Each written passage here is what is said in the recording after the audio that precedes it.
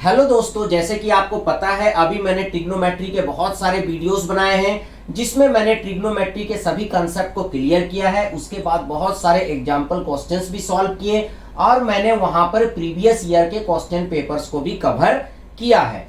अब जो हम लोग टॉपिक देखेंगे, अब हम लोग देखेंगे वेक्टर। अब मैं वेक्टर का पूरा सीरीज बनाने वाला हूं जिसमें मैं वेक्टर के जितने भी कॉन्सेप्ट है उसको कवर करूंगा, उससे रिलेटेड क्वेश्चंस को सॉल्व करूंगा और फाइनली हम लोग जो है प्रीवियस ईयर के क्वेश्चन पेपर में जो भी वेक्टर से रिलेटेड क्वेश्चंस आए हुए हैं उनको हम लोग सॉल्व करेंगे। तो चलिए, ये चूंकि पहला वीडियो है वेक्टर का, तो इसमें हम लोग बेसिक कंसेप्ट देखते हैं वेक्टर्स का कि वेक्टर क्या होता है, कितने टाइप के वेक्टर्स होते हैं, पोजीशन वेक्टर क्या होता है। तो ये जितने भी बेसिक कॉन्सेप्ट्स हैं उनको इस वीडियो में देखेंगे। आई होप कि आप लोग इसको एंजॉय करेंगे। तो आई होप कि जितने भी मैं वीडियो बना रहा हूँ एमसीए एंट्रांस से रिलेटेड वो आपको पसंद आ रहा होगा। तो चलिए सबसे पहले तो देखते हैं कि वेक्टर होता क्या है। तो यहाँ पर एक quantity that has magnitude as well as direction is called vector. Vector का बड़ा ही सिंपल सा डेफिनेशन है कि अगर किसी क्वांटिटी में मैग्नीट्यूड भी हो और साथ ही साथ डायरेक्शन भी हो तो उसे हम लोग वेक्टर कहेंगे। जैसे यहाँ पर आप देख रहे हैं कि यहाँ पर एक डायरेक्शन है, एरो है, ठीक है, और ए से बी की तरफ आपका एरो जा रहा है। तो ए से बी का कुछ ना कुछ डिस्टेंस होगा, ए बी का कोई ना कोई डिस्टेंस होगा, तो वो उसका क्या हो गया, मैग्नीट्यूड हो गया। और यहाँ पर चूंकि डायरेक्शन भी है तो इसलिए इसको हम क्या बोलेंगे, वेक्टर बोलेंगे। तो वेक्टर को हम लोग स्मॉल ए से भी डिनोट करते हैं या फिर ए बी और उसके ऊपर हम एरो लगा के भी वेक्टर को डिनोट कर सकते हैं। यहाँ पर ए को बोलते हैं इनिशियल पॉइंट, ठीक है, जहां से आपका वेक्टर स्टार्ट हो रहा है, और इसको हम लोग बोलते हैं terminal point. This is called the terminal point. और इनके बीच का जो डिस्टेंस होगा उसको हम लोग बोलते हैं मैग्नीट्यूड, ठीक है। तो इसे हम लोग यहाँ पर वेक्टर कहते हैं। अब बात करते हैं पोजीशन वेक्टर की कि पोजीशन वेक्टर क्या होता है, ठीक है। तो जैसे कि अगर आप 3 डायमेंशनल अगर स्पेस लेते हैं तो 3D को हम लोग इस तरीके से डिनोट करते हैं, ठीक है, जिसमें ये एक्स एक्सिस है, ये वाई एक्सिस है और ये जेड एक्सिस है। सपोज दैट स्पेस में एक पॉइंट है P और इसका कोऑर्डिनेट है एक्स वाई और जेड और ये आपका ओरिजिन है 0 0 0, ठीक है। तो ये जो पॉइंट है इसका पोजीशन आपके ओरिजिन के रेस्पेक्ट में क्या है, ठीक है, इसका जो पोजीशन है वो ओरिजिन के रेस्पेक्ट में क्या है। तो यहां पर जो ये ओपी होगा इसको हम क्या बोलेंगे, position vector of point P with respect to origin O.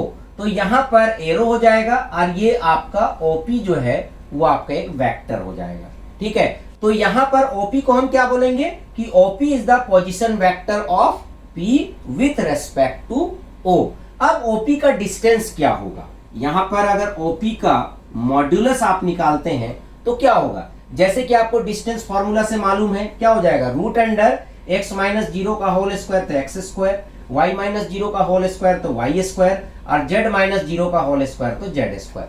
तो इस तरह से ओपी का जो डिस्टेंस हो जाएगा वो हो जाएगा root under x square plus y square plus z square. तो ये इसका मैग्नीट्यूड हो गया और ये इसका डायरेक्शन हो गया। तो इस तरह से इसे हम लोग पोजीशन वेक्टर बोल सकते। तो यहां पर आपको क्लियर हो गया होगा कि वेक्टर क्या होता है और पोजीशन वेक्टर क्या होता है। अब चलिए हम लोग देखते हैं कि टाइप ऑफ वेक्टर कौन कौन से होते हैं। तो यहां पर अगर टाइप्स ऑफ वेक्टर की बात करें तो जीरो वेक्टर, यूनिट वेक्टर, को initial vector, collinear vector, equal vector और नेगेटिव ऑफ ए वेक्टर, ये सब जो है वेक्टर के टाइप्स हैं। जैसे अगर जीरो वेक्टर की बात करते हैं, अगर आपका इनिशियल पॉइंट और टर्मिनल पॉइंट दोनों अगर आपका सेम है तो उसे हम लोग जीरो वेक्टर या फिर नल वेक्टर बोल सकते हैं। तो जैसे अगर बात करें ए वेक्टर है तो ये क्या है, अपने आप में जीरो वेक्टर है। उसी तरह बी वेक्टर है तो ये भी अपने आप में जीरो वेक्टर है क्योंकि इसका इनिशियल पॉइंट भी वही है और टर्मिनल पॉइंट भी वही है। तो इस तरह के वेक्टर को हम जीरो वेक्टर बोलते हैं। उसके बाद है यूनिट वेक्टर। यूनिट वेक्टर हम उसे कहते हैं जिसका मैग्नीट्यूड क्या हो, यूनिटी हो, जिसका जो मैग्नीट्यूड हो वो यूनिटी हो। तो अगर किसी वेक्टर का मैग्नीट्यूड 1 आ रहा है तो उसको हम लोग यूनिट वेक्टर बोल सकते हैं। उसके बाद है को इनिशियल वेक्टर, मतलब 2 या 2 से ज्यादा वेक्टर का जो इनिशियल पॉइंट हो वो अगर सेम हो तो हम उसे बोलेंगे को इनिशियल वेक्टर। जैसे यहाँ पर आप देख सकते हैं सभी का इनिशियल पॉइंट सेम है, पर ये वेक्टर्स अपने आप में अलग अलग हैं, ठीक है। तो इसे हम बोलेंगे को इनिशियल वेक्टर्स, मतलब सारे वेक्टर्स एक ही जगह से निकल रहे हैं। उसके बाद नेक्स्ट टाइप है कॉलिनियर वेक्टर। कॉलिनियर वेक्टर किसको बोलते हैं? जैसे सपोज दैट एक लाइन है, ठीक है, इसी के पैरेलल में एक वेक्टर जा रहा है और इसी के पैरेलल में एक दूसरा वेक्टर भी जा रहा है, तो इसे हम बोलेंगे कोलिनियर वेक्टर। चाहे इसका मैग्नीट्यूड कुछ भी हो, चाहे इसका डायरेक्शन कुछ भी हो, अगर इसका डायरेक्शन इधर भी होगा तो भी हम इसे कॉलिनियर वेक्टर बोलेंगे, क्योंकि ये दोनों वेक्टर एक सेम लाइन के पैरेलल में है। तो इस तरह के वेक्टर्स को हम कॉलिनियर वेक्टर बोल सकते हैं। उसके बाद जो नेक्स्ट टाइप है वो है इक्वल वेक्टर।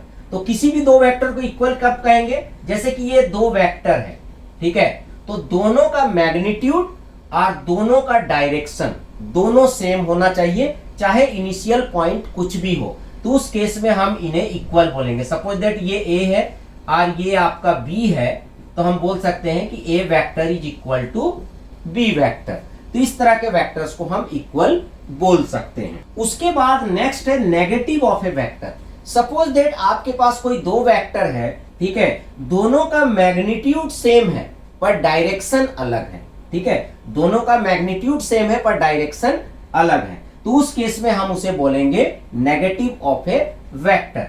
जैसे सपोज दैट ए वेक्टर है, ठीक है, तो अगर इसका नेगेटिव कर देंगे तो इसका मतलब यह है कि इसका डायरेक्शन क्या हो गया?